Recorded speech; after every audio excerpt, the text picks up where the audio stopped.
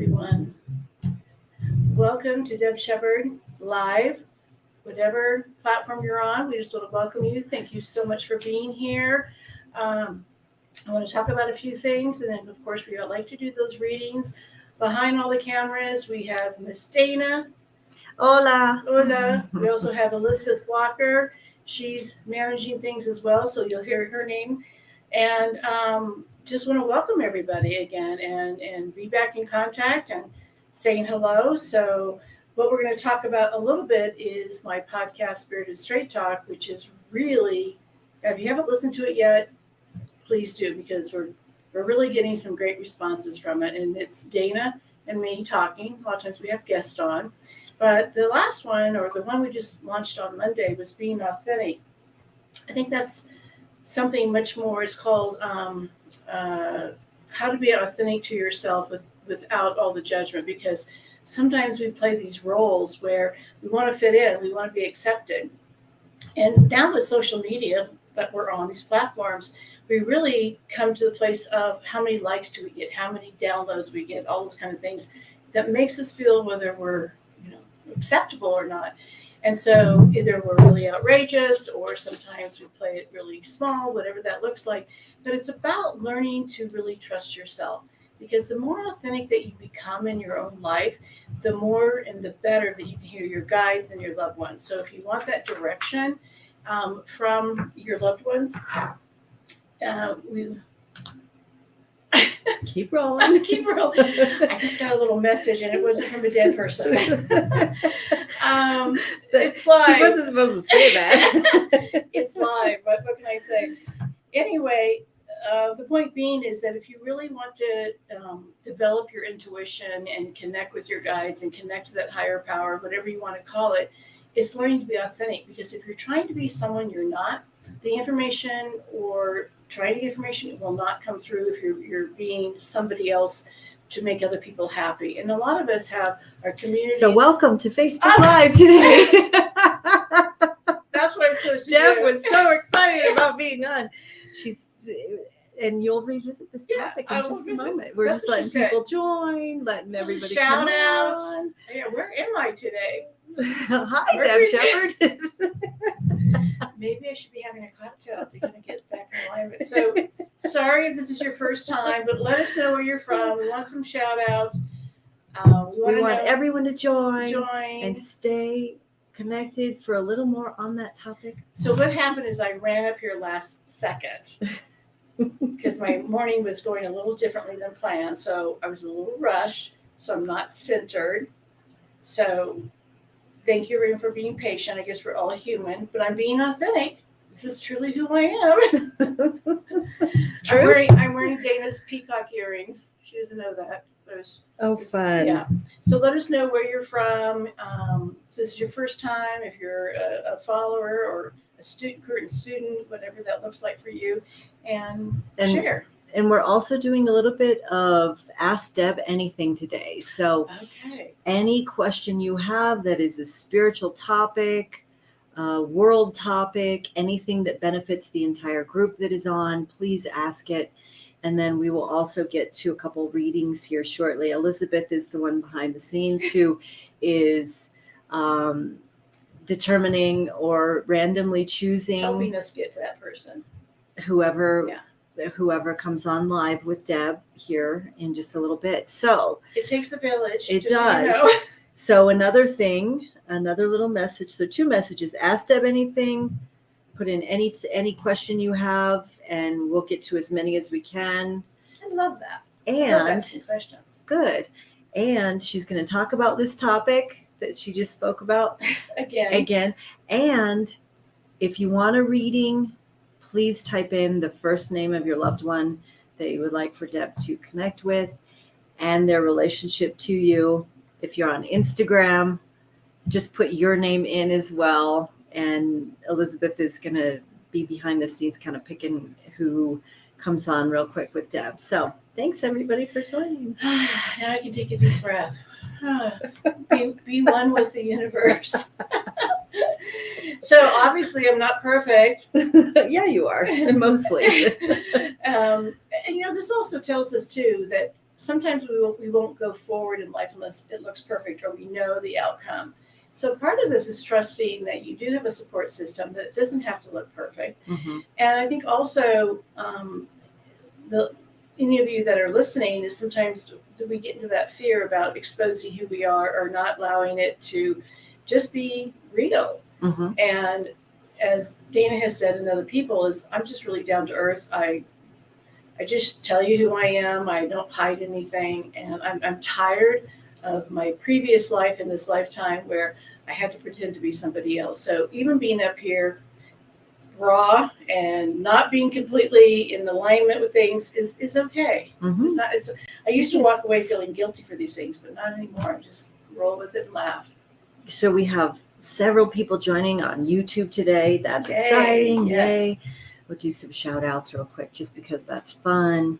We've got Christy, Lori, Susie Souza, who said she is connected to Ty. So welcome, Susie. We love that. Absolutely. We just love Ty. Yeah. And we also have several people on YouTube today. So that's awesome. Yeah, that's awesome. Can we talk about that? Or YouTube channel? Okay. So we have Sandra up in Greeley. There is something fun coming up. Yes. And we'll announce it soon.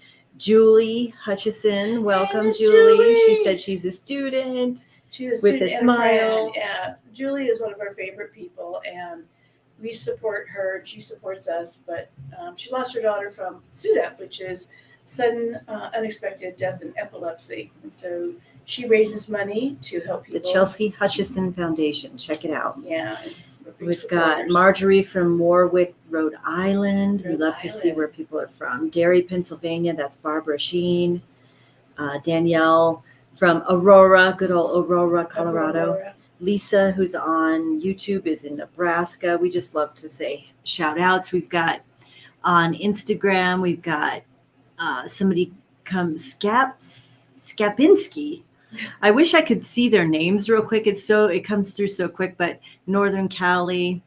I'm from Northern Cali.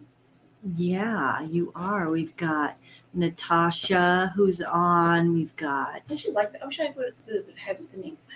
Natasha. I'm your spiritual advisor. Natasha. We've got somebody joining, Sue Myers from Idaho. Wow.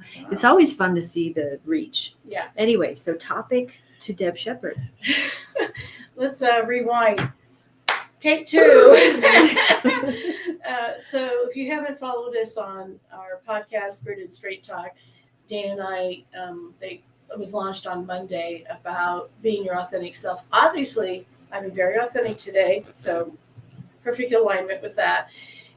But if you really want to connect with your guides, if you want to hear from your loved ones or get some direction in your life, when you're authentic, it helps you connect with your guides better because you're not worried about all the judgment and the abandonment and what may happen in your life if you choose to be yourself. And everyone here on this planet is unique. We're not supposed to be part of somebody else. We're supposed to have some differences. And if our communities, our religion, our work, whatever gives us pressure about fitting in, then we're going to change who we are, which will make it more difficult to attract the things that we love in our life, to be able to move forward and trust that intuition. Excuse me. Can everyone hear me? Because I don't have a mic on. Yeah, you do. Oh. Let us know if you have audio issues, but you do have a mic on. When you get up here late, this is what happens. Everything's done for you. Yeah, everything's done, but I'm not setting it up. But I think a lot of us want to be authentic. It really right now is a buzzword, about being authentic and finding your authenticity. But it's really hard if you have all these limited beliefs in your head and you want to be liked. And when I was talking about earlier, when we have all this social media platforms, the more likes we get, we feel that we maybe do the right thing. But if you're not really following your own guidance and your own authentic self, sometimes that will create pressure on us or divert us to a place that we really didn't want to go. So, if you haven't listened to our podcast, Spirited Straight Talk, they're usually very short. There's a couple longer ones in there, but most of them are short. So, you can listen to them anytime and not realize it takes up a lot of time. Do you have some questions there? Yeah, we can definitely move into Ask Deb Anything. Ask Deb Anything. I really Da, like da, da, that. da. We have Christy Kahn, who's asking, why can't I remember dreams since I lost my son, and will he ever visit me? I think dreams are a great way to have that connection when you're really grieving a lot, especially the loss of a child, which is unmanageable. There is a lot of layers of guilt and judgment about yourself. And so that could be why you're not remembering the dreams. If your son comes through in other people's dreams, it doesn't mean he's not trying to connect with you. It means that other people are sleeping better and things like that. So part of it is if you're taking any kind of medications, which is fine, that might affect your dreams. If you're feeling any type of layers of guilt or something like that, that can also affect it. But look for signs from your son in other ways, not just in dreams, and that will be helpful. Excuse me, I need to cough again. Oh, someone with COVID, really? Okay. Uh-oh. They're already pushing at her. And it's really funny because a lot of times when she's already getting messages early, Elizabeth or I is already choosing who's going to come on. And so there's that weird spirit guided energy that starts to happen. So, and I'm not crying, it's just my eyes watering. Let's see. Hopefully that answered her question. Yeah. Next question, real quick. Do you want to do a quick reading? Obviously today I'm surrendering. That's my lesson today. I'm just surrendering to what needs to be done. You pretty much do that most of the time. Yeah. Okay, so a YouTube watcher, Lori wants to connect with her dad, Gene. Okay, I'm not sure Gene would have believed in this, so that's part of it. I feel like, I would not be doing this.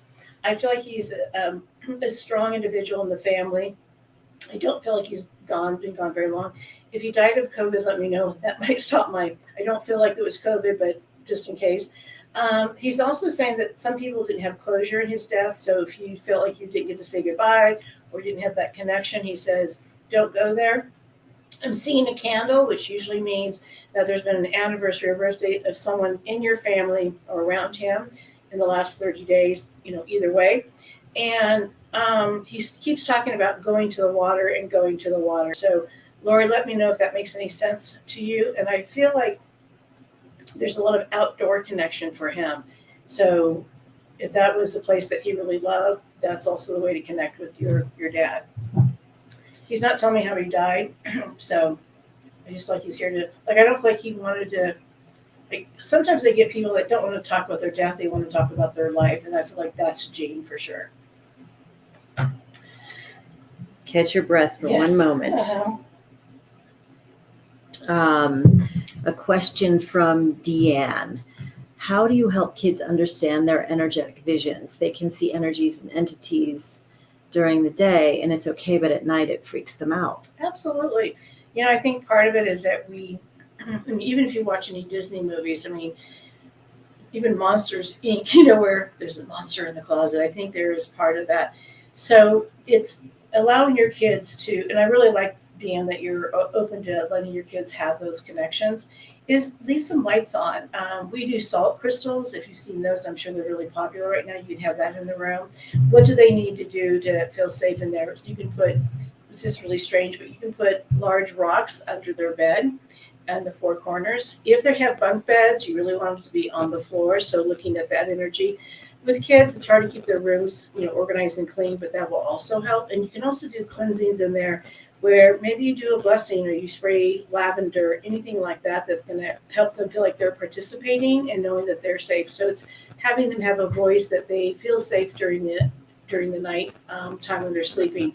So if they're old enough to understand that, then just say, we're going to make this room really safe so that you can sleep and allow that to help them through that evening, but let them decide what they want to do. I also think sometimes we can give them what's called power animals.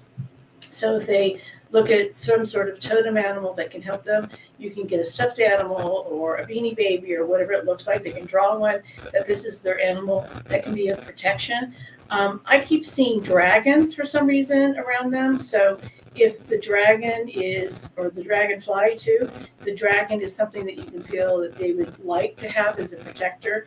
And with adults, I don't teach that. But with kids, it's them feeling safe. That's bottom line. So check out the dragon meaning and see if that will help them and if they think that that's really cool. So you want to make it cool.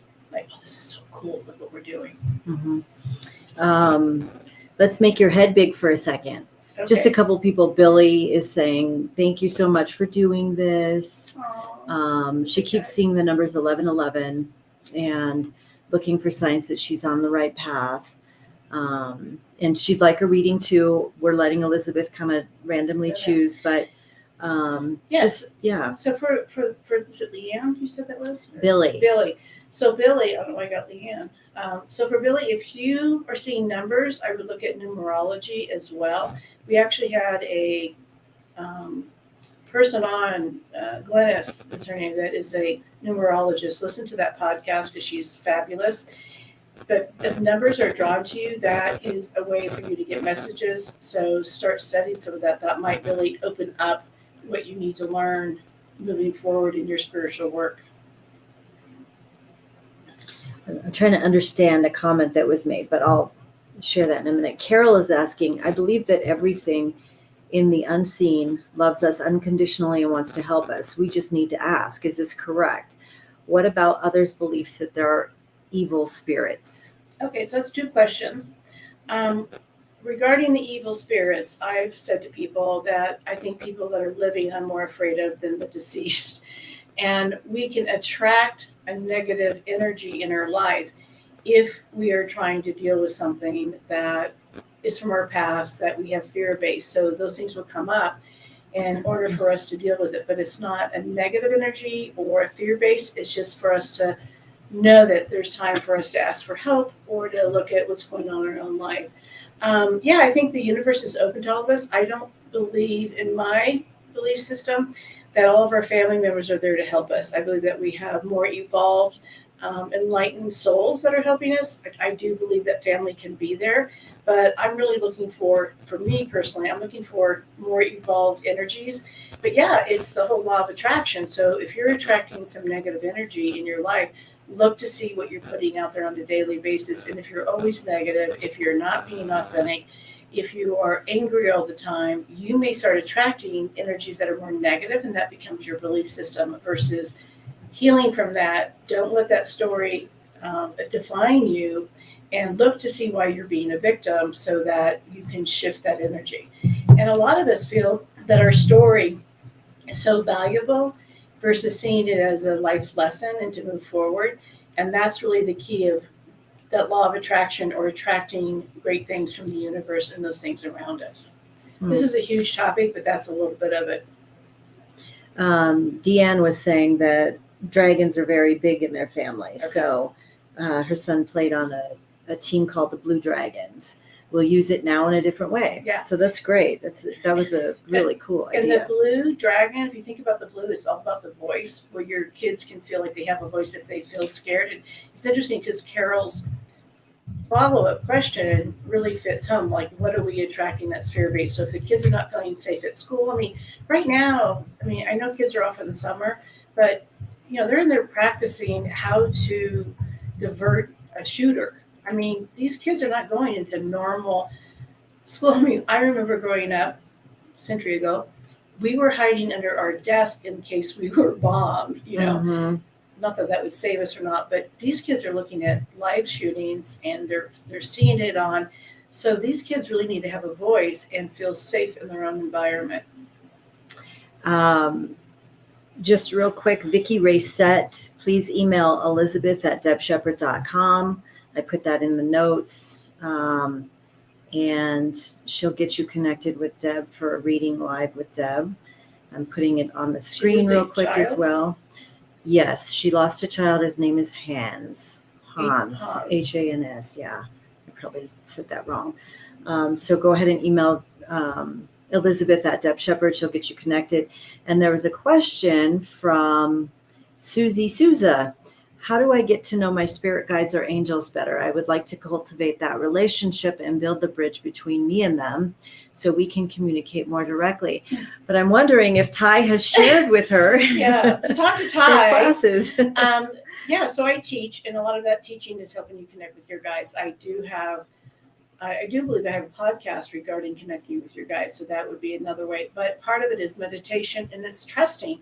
All about intuition, all of your intuition when you're getting information is trust. So when Deanne came on and I saw the dragons, I had no idea if that meant anything to her, and she came back saying yes, it didn't have a big meaning for them.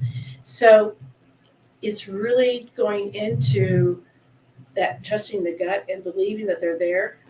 Most of us as humans, we want to have great validation. They're da. I've been doing this for so long, I just know that they're there, and whoever they are, just show up. So that gut feeling you get, or that, those ideas that you get are from your guides. The best way to start is just give them any name you want and describe them and begin going there, and it will change. The hardest thing is for people to go, I want validation. The spirit world is very different. It's unseen, so it's leaning into it and trusting it. And that kind of answers Blair's question on Instagram as well. Okay. So that kind of answered that. On Instagram, Sue Myers wants to connect with her daughter, Amy. I don't know the age. Amy, if you can type in her age real fast, we can get that in Deb's hands, and she'll do a little reading for you on your daughter. And Susie says, give them a name and start from there. I love that. And I need to meditate. So she says, thank you. Yeah, it's what I call it. All my teaching is KISS. Keep it simple, sweetie. And it's about just overdo it. And for me, I want to make it easy. And we all have those feelings of, I need to call this, or I need to do this. And when you have that feeling, that is your guide. We just think it's our own energy or our own thoughts, but they're poking us. So when you watch me on, these live events, or have a reading, or see me in a large venue, the stuff that comes through doesn't always make sense, but for the person that's getting it, it makes sense. So for Deanne getting the dragons, totally makes sense to her. And if you're doing readings, that's what it's about. But if you're doing it for yourself, it's trusting what you get and following that, because we want to know an outcome.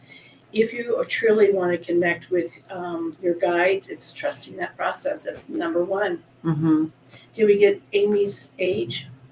Let me see here. It's 38. Okay. I like her. I'm obviously too young. And Sue, anyone that loses a child, that's not how we're supposed to deliver life. So I'm so sorry for that. I keep seeing medical field. So whether she was sick for a period of time or she worked in the medical field, something around that, which is not normally what I get. But I'm seeing the old-fashioned nurse's hat, what they used to wear a long time ago. So to me, this is something about the medical community. I feel like she also left, family behind, including maybe even children or siblings.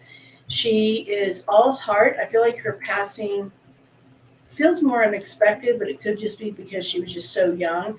And there's just a sadness around her that I feel that heaviness on the heart. So this could be about what you're going through or what she was going through during this time. But she wants you to know without a doubt that she is okay. So I feel like that's really the message here. Like, is she okay now? I feel like she's there with some grandparents as well. Like, I feel like I'm definitely getting a grandfather and maybe a grandmother or a great grandmother is what I'm getting, but definitely ancestors. And I see lots of animals around here. I am seeing a bunny. I don't think it's a Playboy bunny, but I think that there may have been some, smaller animals as well. This is a person that would have done anything for other people, but I'm not sure she always took care of herself. So let me know if that helps. I'm seeing the sign of a cross, which means there's a Christian belief system, and she's just letting you know, I'm okay. I keep reading, I'm okay, Mom. I'm okay. Definitely share validation after you receive a reading too. So It helps. Share what resonates, and that helps with Deb's connection to make it stronger as well. And if it doesn't make sense, just know that it can show up again later. But it's okay for you to say, this doesn't make any sense. I'm okay with that because maybe I can get more information on it. Yeah. Just wanted to. I'm more aligned than I You was are. when I walked You in. are. I was just like, woo! You are. A question about somebody's ashes, actually. Lisa is asking, she's on YouTube. She's asking, her mother passed away 12 years ago. I was her caregiver. I still have her ashes, but have moved out of state, back to a state she wasn't happy in. So she's curious as to how her mom feels about this move. And is she happy? So I just thought you could share with everybody. Yeah. One of the things that's really important to know is your loved ones don't care about their stuff. And that means even your ashes or the remains. That's their earth suit. And they really more than anything care about how you are dealing with it and not attached to what they feel. And she's also telling me that you really, I keep saying really a lot, that you went and bent over backwards to take care of her. Like you struggled to take care of yourself and did more for her. And she's in total gratitude. And she just says, I don't care what you do with him because that's not where I am. And she's also saying that she wants you to release the guilt about her passing or what you thought you should do more. She goes, when you release those ashes, release the fact that you did everything you could and don't hold on to doing more. And she's got a huge smile on her face. I feel like she suffered for a long time. And she goes, why I held on, I think it was because for you, that you helped her stay there. She goes, I wish I would have released life earlier because I had a good life, but there was no life that I had at that time. And she says, take them to water. I keep seeing taking the ashes to water. So if there's if there's water around or a mountain that has water or a river, she just says, release them.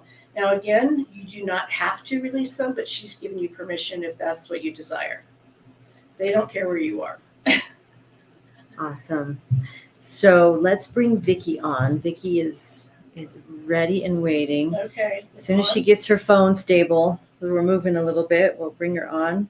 And yeah, that was Hans. There she is. Hi, Vicki.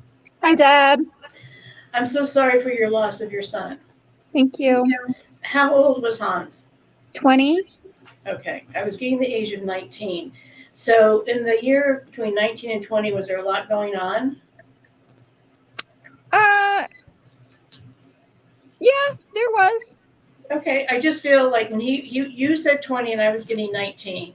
So this would mean to me that maybe there was a year of stuff going on. Maybe he moved out. Maybe he went to college. Maybe there was just a big change for the family. Would that make more sense? Yes. Okay. I also feel like his death is more unexpected, quick. Does that resonate too? Yes. And I'm getting my chest or heart or somewhere in this area of my body. Was he really creative as well? No, not really. Okay, I'm seeing this creative energy of like doing things his own way or trying to figure out things in his own way. Well, he definitely did that. Yeah. Okay, because I feel like I'm not following the path of. I'm not following the path that everyone else did. Psychic charades is what Yes. you're playing right now. So did he like? He was very much himself. Yeah. Okay, yeah, because I just feel like I have my own plan. Like my daughter went to college and didn't. My son was like, I don't want to go to college. I mean, I feel like they both did their own way, but I feel like my son was one of those individuals that's like, I'm not doing it traditionally. I have my own way of doing things. That fits. Okay, so he reminds me of my son, Jay. He also feels like, did he make some choices that crossed him over? No. Why do I feel like wrong place, wrong time, bad choice? Maybe because he knew something was wrong with him and he didn't go get it checked out. Okay, so if he was having some issues and didn't go, like the person goes, I'm like men say, I'm fine, and doesn't go get it taken care of. So would he still be here if he would have gone to the doctor? Possibly. Okay, so there's a higher chance that he could have done something, and I get that that's that personality of I'm going to do it my way, not what anyone tells me to do. Okay, so that's the energy I'm getting from this. He's also apologizing because I feel like he really cared about other people, but he also didn't need a lot of people in his life. Very true. Okay. What do you want to ask him? Because I feel, Vicki, that you're more about getting some clarity on something versus what I'm just getting. Well, I mean, my big question is did he know that he was that sick? Because some of the conversations we had prior to kind of leads me to think that he knew what was going to happen and was coming. No, I don't feel like he knew. I keep getting that feeling like that earlier. I'm doing it my way. I'm going to be okay. Okay. Don't tell me what to do. What did he pass from? He had a cyst on his brain. Okay. And did this happen when he was 19 or when he turned 19? Did he notice that he was getting headaches or not feeling right? Okay. Yes. So that's the time between 19 and 20 that he could have gone in and gotten checked for maybe headaches or dizziness or things like that. Would that make more sense? Yes. I don't think he believed it was anything brain related. I keep getting my chest having issues. So maybe that means he didn't trust, or he think in his mind, he's like, I'm okay. But I also feel like he didn't want to admit that there was problems. Okay. But I keep getting the same energy of I'm okay. And I don't think he realized that what he was going through was a brain issue. It's almost as if it's, do you ever, as women, as we get older, you walk into the kitchen, you wonder why you're there, you're more forgetful? Yes. I feel like Hans was just thinking, I'm not realizing that this is going on with me, even though there were some things that were happening. He didn't put the dots together. I'm too young to have this happen to me. Okay. Does that make sense? Absolutely. And I think him taking accountability is that he should have probably talked to somebody about these symptoms, because I'm seeing difficulty in concentration mainly. Okay, that makes sense. And that he says, you could not have forced me to go to the doctor because I tried. Yeah, he goes, I'm too stubborn, and that's why you may take on some guilt. But he says, I didn't really believe that this was going on because I would have listened to you, but I keep getting him like pushing away. Okay. Does that make any sense? Yeah. He's too young to die. And I think that what's interesting is he was sick, but he shows me that he died quickly, which means that when he did cross over, it's because he didn't deal with a lot of these things. Yeah. Okay. What kind of a brain tumor? It was just a cyst. Okay. So yeah. Which is curable. Right. So when he went back and said, if I'd gone to the doctor, it would have been cured, versus he waited too long and then it took his life. Right. Yeah. So that's when he said, if I would have gone, there would have been a better chance of him. That's why he's taking some accountability for his passing, because it could have been a different outcome. Okay. He's also telling me, Vicki, he goes, you raised a self-assured man that made his own choices. He goes, which he laughs about because I'm sorry I didn't take it more seriously. Yeah, me too. Okay. I'm so sorry, Vicki, but he is okay. When you listen to this again, it might make more sense of how he was coming through. Okay. Okay. Thank you. Thank you. I'm so sorry. That makes me sad. Yeah. Okay. I want to thank everyone for coming. My heart always hurts when I, communicate with these children that have passed. We appreciate you joining us on all these platforms on 11/11 on Wednesday. Just know that our podcast, Spirited Straight Talk, gives so much information for all of these questions you've asked.